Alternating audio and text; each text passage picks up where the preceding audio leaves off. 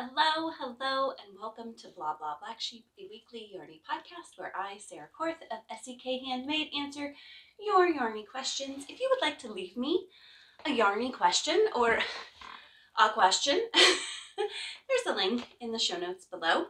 You just click it and type in your question. It's all anonymous, and I'd love to answer them for you. So thank you so much for being here, whether it's your first time or 26th time. I'm so glad you're here. My friends, today I am wearing my Arlitt Cowl. Let me show you my Arlitt Cowl. This has become one of my most favorite and worn pieces in the fall and winter. It's just so easy to toss on, and it's very meditative to make. This was a second sample when I made, let's make this a quick story. When I made my first sample, it was for a magazine, and their theme of the magazine was wonderful, and it was all one skein wonders. And so I took a ball of gradient and worked from both ends to get the stripes. And as I was making it, I was like, you know what that would be amazing in? A mini set. So I got a mini set from Dragon Horde Yarn, and I just randomly pulled the balls of yarn. I had them in my project bag, and I just pulled them out. And as long as there weren't, my rule was I wasn't going to do two of the same in a row. So as long as there weren't two of the same in a row, that's what I used next. And it was fun and relaxing. Lots of ends to weave in, I'll be honest. But I really enjoyed it. And so it is like chilly and humid this morning, which is a weird combination. So when it's warmer out, you know, not like super cold, I like to put a shawl cuff around it, and then it kind of like holds one side kind of close together, and I just think it's really fun. So there you go, new way to style your cowls. I showed you this a while back. This was one of the balls of yarn from my mom's stash. It's a Zauber ball, and so it goes through a whole bunch of rainbow colors. I have had cast-on-itis only with crochet, because you don't cast on really with crochet. Let's make up a crochet term for cast-on-itis. Chain-itis? I don't know. That sounds kind of miserable. I don't know. I've been wanting to start all the projects, and I've been telling myself, no, just a few things at a time. But this is one of the things I want to start. I'm just going to take this ball and make an Arlitt cowl, but I'm just going to go in the order it's in. No ends to weave in, just in the rainbow order. I know it's going to bring me so much joy, because I love bright colors and rainbows. So, speaking of things that are bringing me joy, you guys, I've been wanting overalls for a while. And I mentioned this dilemma to a friend because I couldn't find any in the shops I normally shop in. And I wanted to try them on because I was really worried that they weren't going to fit. I am a curvier lady, larger hips, large chest. My biggest fear was I was going to order them and it was going to be like I can't pull it up, or I'd like put it on and it would like barely cover my chest and look ridiculous. Anyways, so this very wise friend said, Sarah, go to Duluth Trading Company. And I was like, where the heck is that? South of us in Oshkosh is where Duluth Trading Company is. And I don't make it down there often, but I just happened to be taking my car back to the dealership for some maintenance. And so I was right there, and I was like, sure, why not? I'm going to stop. Friends, I hemmed and hawed for quite a while. I took pictures and sent them to my sister because she's my fashion go-to, like, I don't know what to do, help me person. And so I tried on several different overalls there, and I was in internal turmoil with myself because the practical side of myself said, Sarah, buy them in like olive green or a denim blue, not denim, but denim color blue. But my heart said wild print.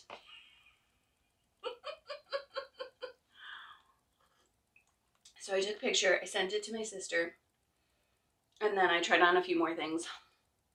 And I was like, I didn't even really have to wait for her response, because when I saw the picture of these, you know how sometimes you see a picture of yourself and you're just like, yes, or, oh gosh, no. I was like, yes, yes. So I'm so excited about these. These are Duluth Trading Company overalls. They fit so well. They are so comfy.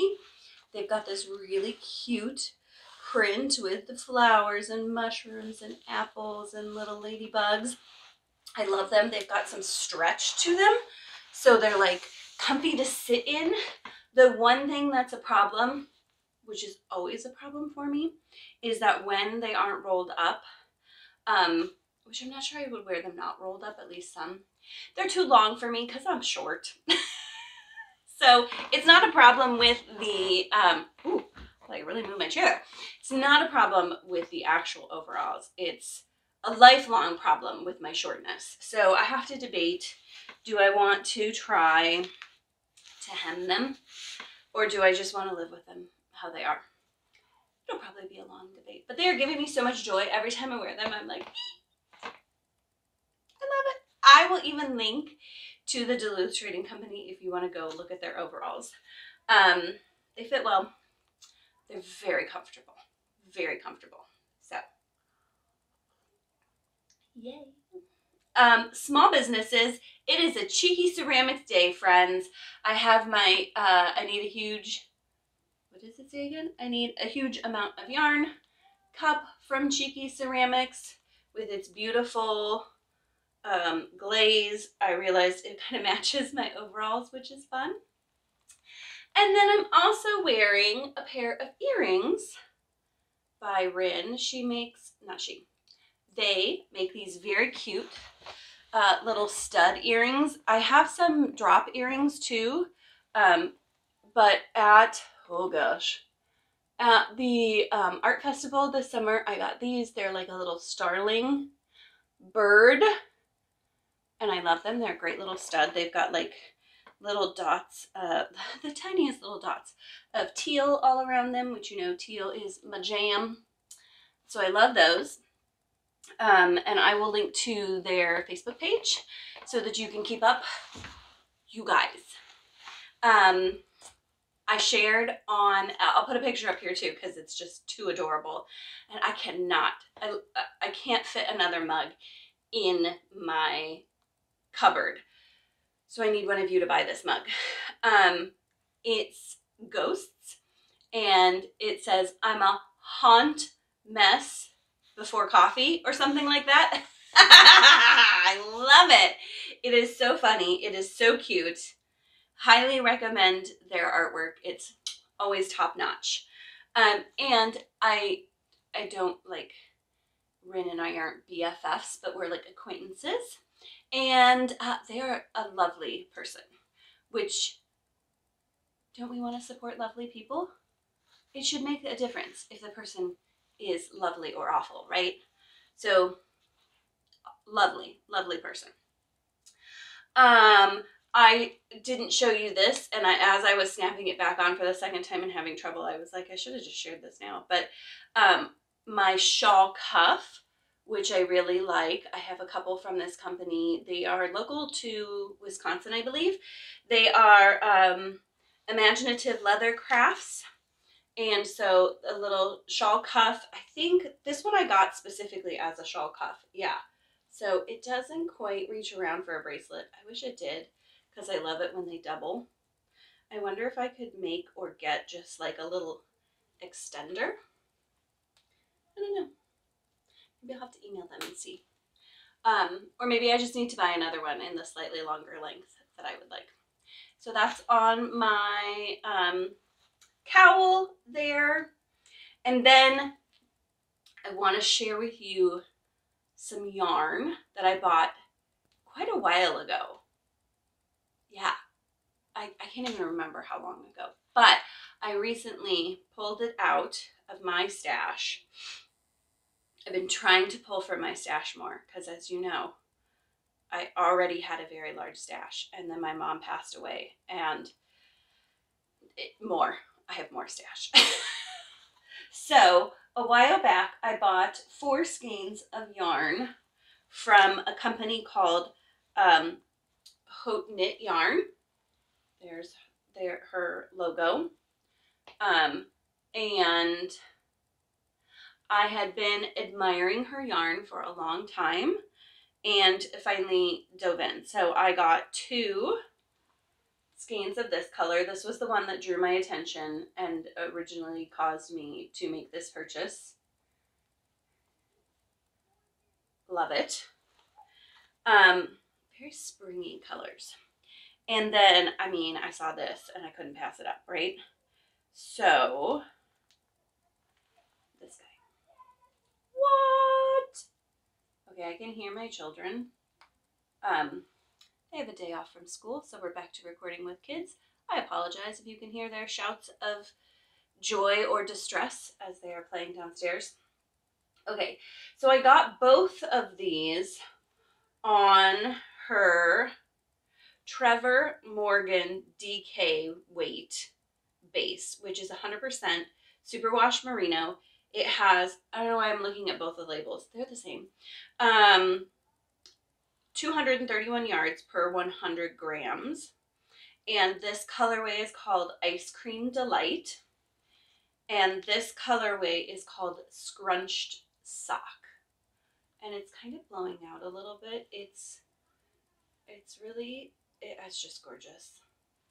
So, here's my question. And now that I'm going to ask it, I think I know what I would do. But I'm going to ask anyways. Okay, so our mystery make-along that is happening so soon, you guys, it's coming up fast. It's going to take 2 skeins of DK weight yarn. I've made one. I'm going to make another one because it's been a while since I've made that one. And because I like the pattern so much, I want 3 of them. So what I want to do is I want to make one to remind myself of all the things and take notes about what I want to mention for the class. And then I'm going to make a 3rd one and record it for the class, for the virtual class. So I'm a bit torn. This guy for my 2nd mystery Cal item, or this guy. Vote below. This is Scrunched Sock, and this is Ice Cream Delight. Do you want to know which one I'm leaning towards? I'm kind of leaning towards this one because I think this is very springy to me, and this would be a great spring. I don't know, but you tell me what you think. Very soft yarn. I can't wait to work with it. So again, so it doesn't roll away from me. Links to all of these makers will be in the show notes. Check them out. They are, I recommend them. That's not the word I'm thinking of, but I can't think of the word I'm thinking of. So that doesn't make any sense. So check them out, support them. They're great makers. Highly recommend. Speaking of the mystery Cal, guys, can you believe it's almost October? Yeah, me neither. But it is. So let's talk Mystery Cal. Mystery Cal is going to run October 8th through the 29th. That is the general Crochet Along date. Any and everyone is welcome. There are going to be 3 different section drops for this Crochet Along. And it's going to be lots of fun. Like I said, I'm in love with the pattern so much that I'm going to make it 3 times. And you need 2 skeins officially of DK weight yarn. I'll go live later this week, probably, maybe on Friday morning, and we'll talk just the cowl. There's going to be a virtual class. There's going to be an in-person class. All of this information will be in my email. But you don't have to take a class to be part of the Crochet Along. There might be a bonus pattern at the end of the cowl for those who participate that will coordinate with the cowl pattern. So if you're purchasing or looking through your stash, you might want 3 skeins of DK weight yarn, and then you're going to be able to make the cowl pattern and the coordinating other pattern. Okay.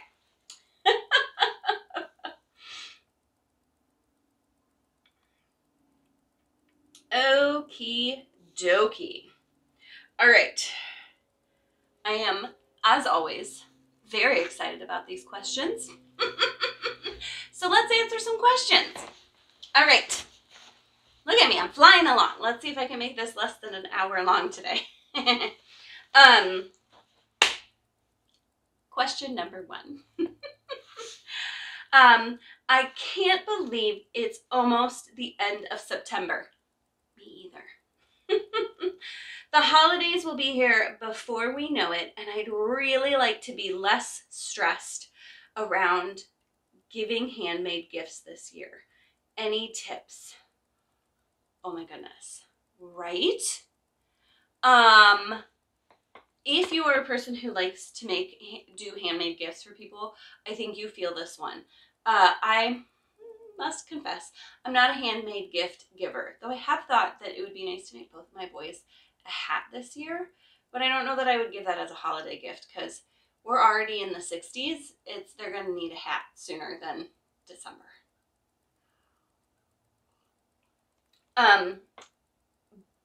But I think it's, first of all, I want to say that I think it's totally normal and natural to have your eyes be, and your heart's desires be bigger than your physical making ability and time. Every time I think about what I'm going to make, I always think I'm going to actually get the physical making done faster than I can, which can lead to so much stress and pressure on yourself when you have told yourself you're going to make these many presents and you've only got these many presents done. So, so I think stress about this is totally normal. But I think it's a great idea to start now to think about what are some things that I can do to avoid that in the future. Future you will appreciate now you thinking about this, so the future you doesn't have to be all stressed out. So, what can we do? A, you've done the first thing, to start thinking about it now. And friends, if you, unlike the question asker, had not done the first thing, which is just thinking about it, I encourage you, now is the time. So start thinking about it and start getting organized. This does not mean that you have to start crafting now, though I'm not going to panic you with how many days you have left until the holidays, but we are almost to October, and so then there's October and November. And let's be honest, if you are American like me, the holiday stress really starts at Thanksgiving, which is like end-ish of November. So we're talking like 7 weeks maybe before the stress really starts ramping up around all the holiday things. So now is a great time, holiday gatherings and stress and travel, to start thinking about this. So get organized. You need to decide who you're going to give handmade gifts to and what you're going to give them. and then go through and just look through your stash. Do you have stuff to make said gifts? If not, maybe now's the time to start slowly purchasing things. The other thing about the holidays is like the expense can be like a real like slamming on your finances when it's all at once. So if you can make a plan and then take some time to purchase those supplies as you go, 10 hats all at once, that's a lot of money. And it's still the same amount of money, but there's a difference from purchasing one every couple weeks, two every couple weeks maybe, to all at once. And that is personal preference and has to do with your personal finances. So if you are a person who would rather like just be real organized, and you decide 10 hats and you want to purchase all 10 skeins of yarn to make the 10 hats just to be organized and done, that's totally up to you. I want to encourage you on a couple things. One, think about who you are gifting to. I want you to let go of the pressure this year to gift for everyone you've gifted in the past. The idea that if you make a hat for your niece who will super appreciate it and love it, that then to be fair, you have to make a hat for all of your nieces and nephews. It's not a thing. Only make for the people who appreciate it. And you know what? That doesn't necessarily mean the people closest to you. My sister appreciates everything I make for her. She wears it, she loves it, she shows it off, she's very proud. She and I both love bold colors. My husband doesn't wear the stuff I make him. I've made him a couple hats. He's not a big hat person, so he doesn't wear them.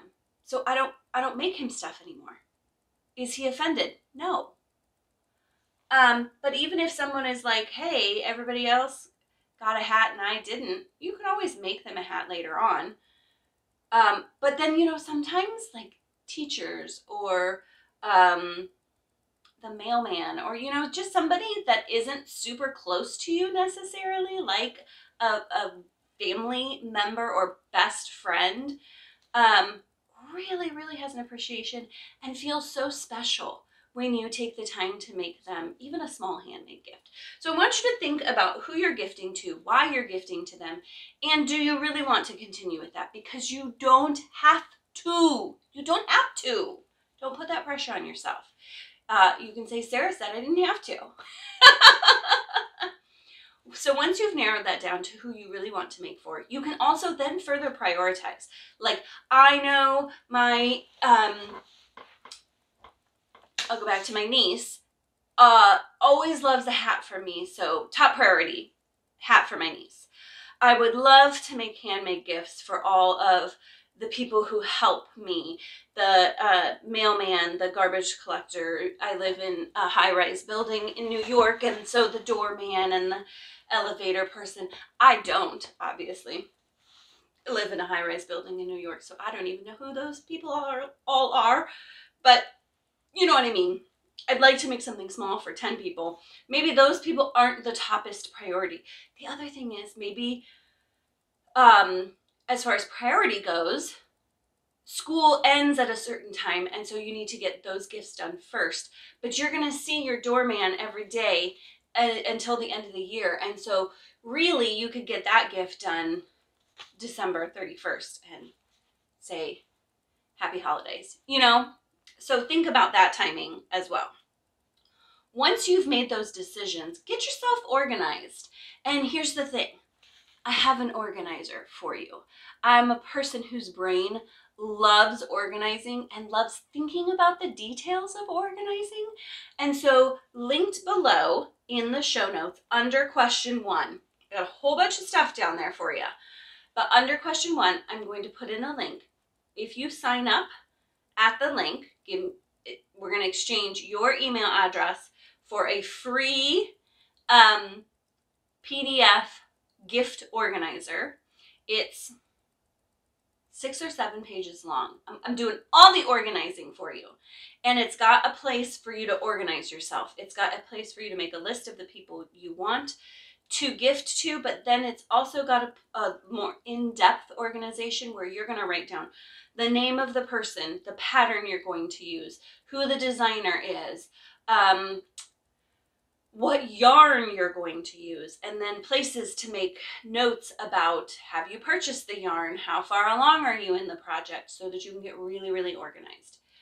Once you get your free organizer and you fill out what makes most sense to you, then I encourage you to start organizing in some fashion. Whether you have a big tote that you're calling your Christmas or holiday tote, and you're just putting all the yarn and hooks and everything that need to go together to make the presents into that. Or if you're like me and you have 800 project bags and you want to put the pattern and the hook and the yarn and whatever notions you need in that project bag, or even in like a grocery bag, to just keep it all organized. I think you'll feel better. And then you won't be wasting your time searching those things down when you're ready to just move on to the next project. And then I would encourage you, if your goal really is not to stress during the holidays, get started now. It doesn't need to be a pressure-filled get started now, but it doesn't hurt to knock out a couple gifts in the next month and just know that that's something off your plate. Again, future self will appreciate you. So go to, at the end, go to the show notes, click the link, enter your email address, and the free holiday gift planner will get sent to your inbox. So there you go.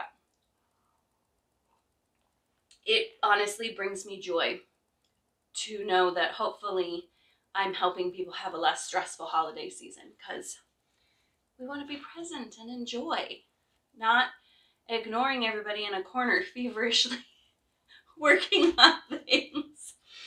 So yeah, I hope that helps.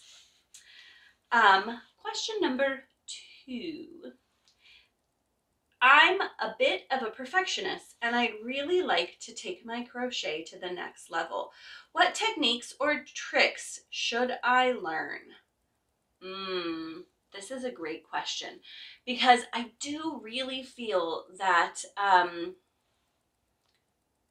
that you can crochet and that's fine.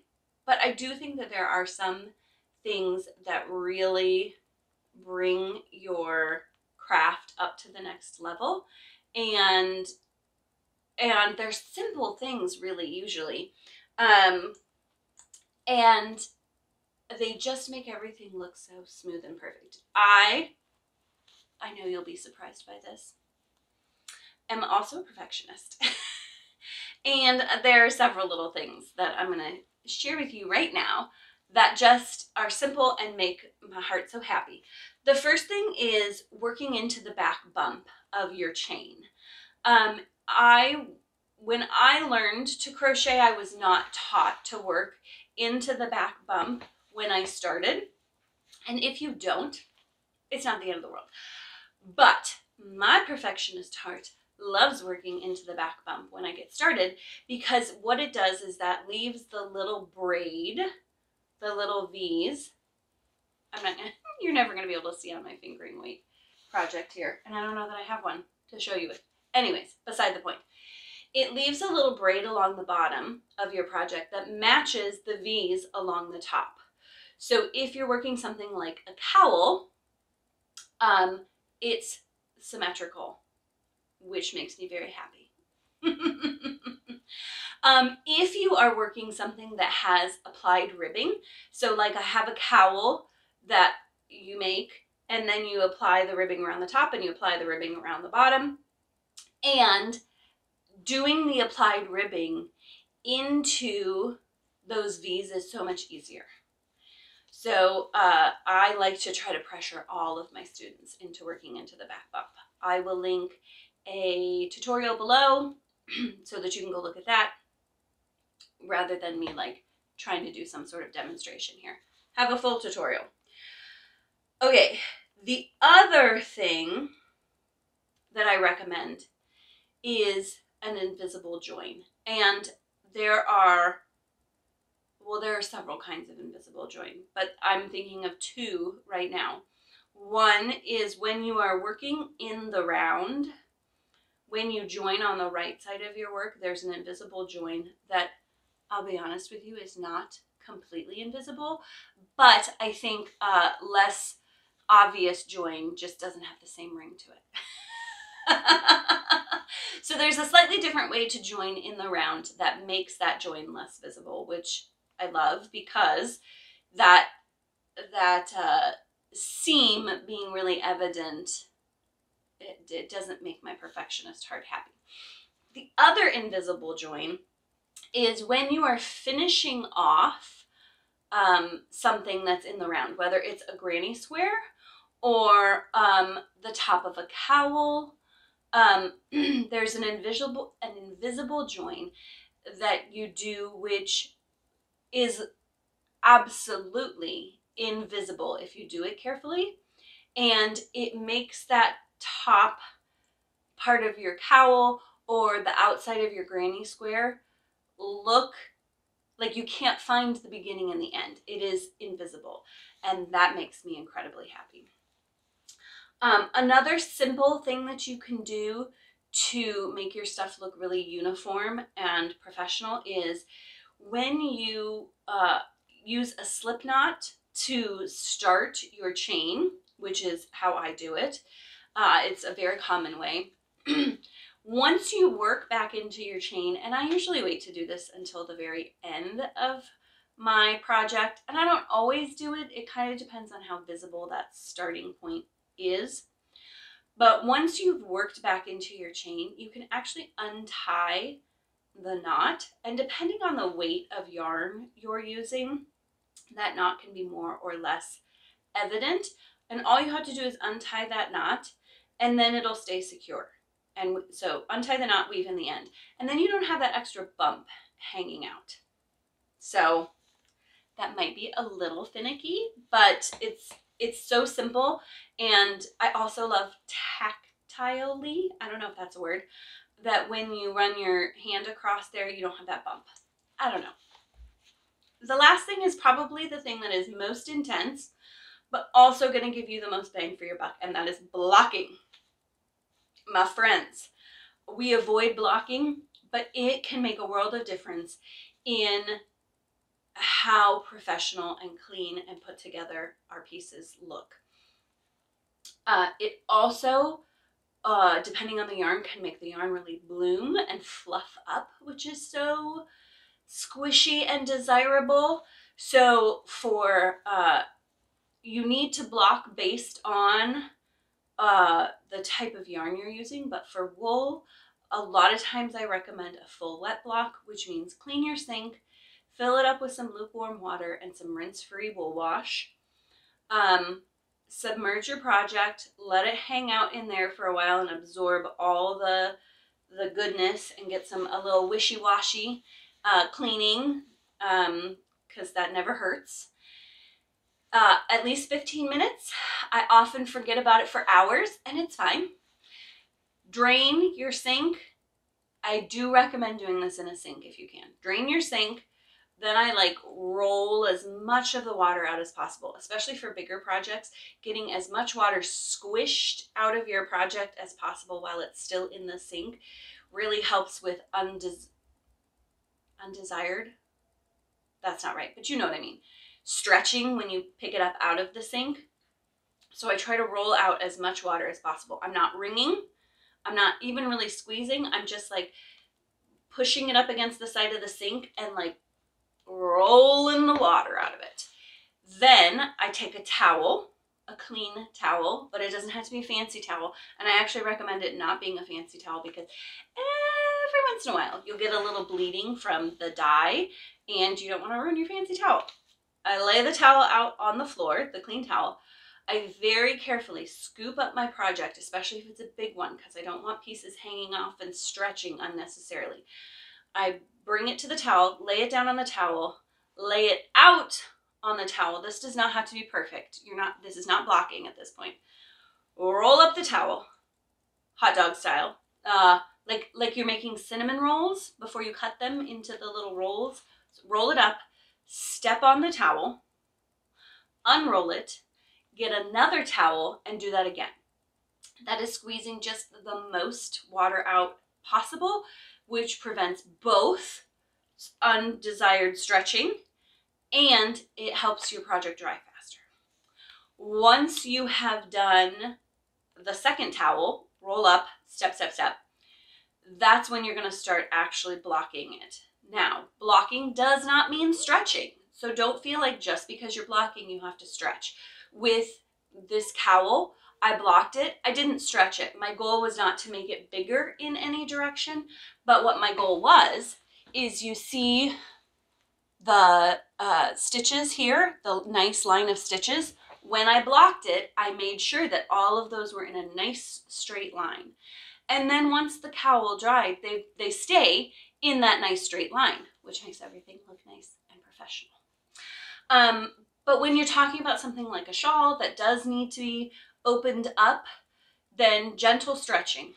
Highly, highly recommend blocking mats. If you don't have blocking mats, you can lay a fresh, clean towel or even blanket, depending on how big your project is, and then shape it to how you want it. The great thing about blocking mats are that you can pin in place really easily, and I have like the extra thick blocking mats, so sometimes I will like put it on the floor or put it up on the bed, like it's a little more movable, or slide it under a bed or something like that. So there you go. Then you just need to let it dry 100% completely. Be patient, put a fan on it if it's like, you know, not if you're being impatient about it. But the stitches won't lock into place, and like especially if you've like made all of the lines really nice and straight, if you don't wait for it to dry fully, you're going to have wasted your effort there. So let it dry fully, and then you're ready to go. So there you go. If you have questions about any of that stuff, let me know. Again, all the links to all the tutorials that I have will be under question number 2 in the show notes. So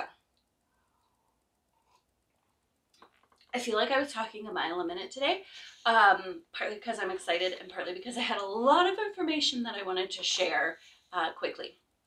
Do not forget to go get your holiday gift organizer for free under question 1. I wish you the most relaxed holiday season possible this year, and I'm telling you, if that's something you desire, it starts now.